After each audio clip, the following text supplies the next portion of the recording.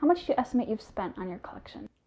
If I had to guess, and it would be just a random guess because I don't like to think about it too much, it would probably be about $10,000.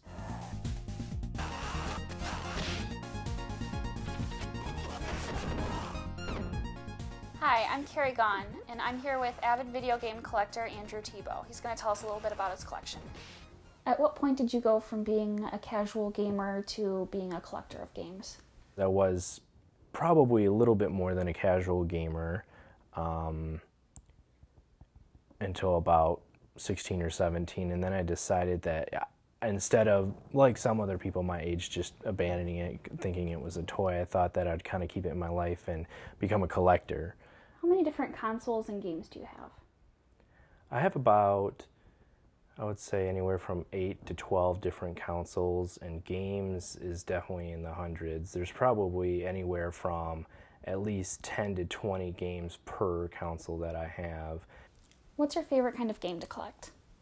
My favorite kind of game or genre would be what most people call a brawler, which would be, if you're familiar with, say, Double Dragon, Streets of Rage, or Final Fight, where simply a character scrolls from the left to the right, basically beating up everybody until you get to the boss character. Something about those games I've always liked. They're simple, fun, easy to play. Also within that genre is probably my favorite game period, which would be Streets of Rage 2. Streets of Rage 2. He saves $40. He gets more moves. He gets more control. Now things are pretty much okay. I believe it came out in 1992 in America. And then it goes from Sega Master System to Genesis, and then the 32X cartridges, Sega CD, Sega Saturn, to Sega Dreamcast, which is in order of when the games came out, when the systems came out. And then it's all in alphabetical order, obviously, just to keep it all together. Are you a bargain shopper? I'm sure some pieces are worth quite a lot of money. You have to be if you want to collect lots of pieces. The best thing to do is see what it's going for on eBay, find the highest auction, and then basically try to get it cheaper than that if you can find it. There's a lot of stuff on eBay these days, so you can pretty much find anything you want. But with collecting, you really want the cartridge or the CD, the book, in the original case, so you want it complete. And then not only do you want it complete, but you want it mint or near mint condition. So you really have to be a bargain shopper and look around and be careful when you're buying something, of course, off the internet, because you can see many photos, but you can't actually obviously see it in person or, you know, see if the case is cracked and such.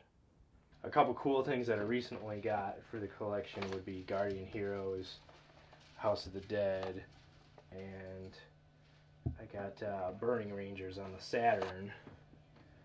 These games go for at least 150 to 200 bucks in the condition that they're in, with the cases and the books.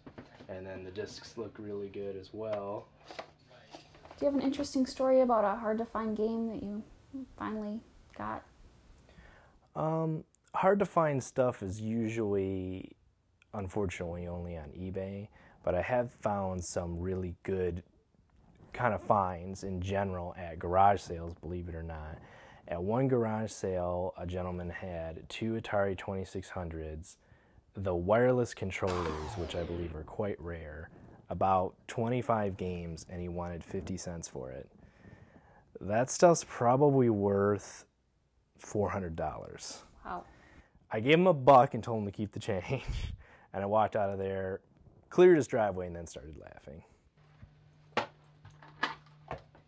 You know, I thought it would be a much more interesting thing to collect than, say, baseball cards or figures, because, I mean, those are great and you can display them, but you can, you know, display them and really get into collecting, like I said, the book and the case, but also you can play them and you can interact with them and your friends can play with you or watch you or whatever, and I just thought it would be a really fun, interactive way to collect pieces.